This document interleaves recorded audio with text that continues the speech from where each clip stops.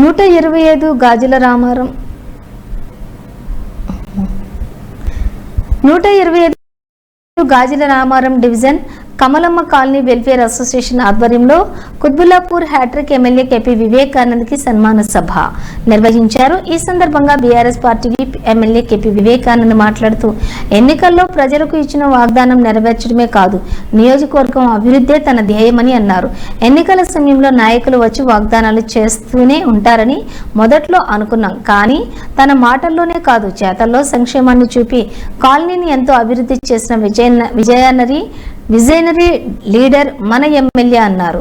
ఈ కార్యక్రమంలోని కమలమ్మ నగర అధ్యక్షులు రమణారెడ్డి, సంక్షేమ సంఘం సభ్యులు కోటేశ్వరరావు, సింహాచలం ప్రసాదరావు తదితరులు ఉన్నారు.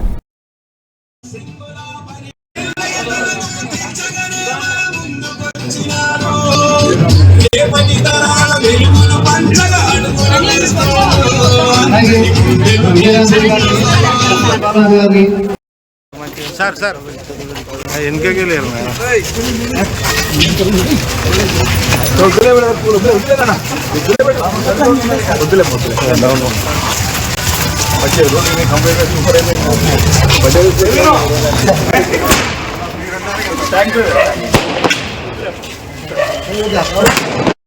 అన్నతో పాటు వచ్చిన సీనియర్ నాయకులందరికీ, మా కాలనీ వాసులకి, మా కమిటీ సభ్యులకి, మళ్ళీ మహిళా మనకి అందరికీ శుభాకాంక్షలు.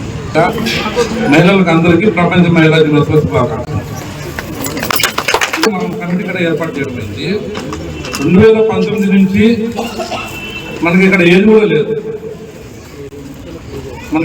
లేదన్నమాట.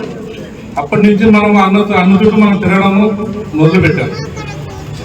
2019, 2020 వరకు అన్న మనకు అన్ని విధాలు సహకరించి ఫస్ట్ మనం డ్రైనేజ్ వర్క్ చేసి ఇచ్చారు. పూర్తిగా కాలనీ మొత్తం 100% మనకు అన్న ఏర్పాటు చేసి అప్పటికప్పుడు అధికారులతో మాట్లాడి అప్పటికప్పుడు మనకు పూర్తిగా వాటర్ లైన్ అనేది మన కాలనీకి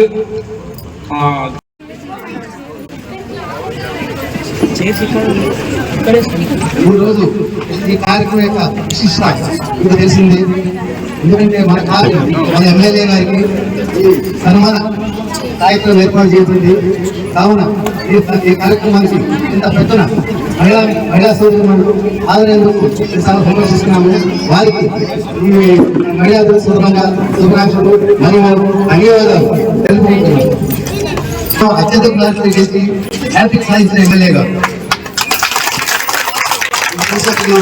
ఆయన చాలా యువకులు ఉన్నారు. ఆయన ఆదర్శంగా తీసుకుని మీరు ఇంకా ముందుకు పైకి రావాలని కోరుకుంటున్నా. అంటే రాజకీయంగా చదువుకు పైకి వచ్చి ఆ తర్వాత రాజకీయ ముందు సమస్యలు పరిష్కరిస్తూ కాలనీ అభివృద్ధికి తోడ్పాటు చేసేందుకు ఆయన గెలిపించారు. కావున మా కాలనీ మరొకసారి ధన్యవాదాలు తెలుపుతున్నాం. వివేకానంద్ అంటే అందరితో కలుపుకు మన కాలనీ సమస్య పరిష్కరిస్తున్నాడు కాబట్టి ఆయనకు అంత పేరు వచ్చింది.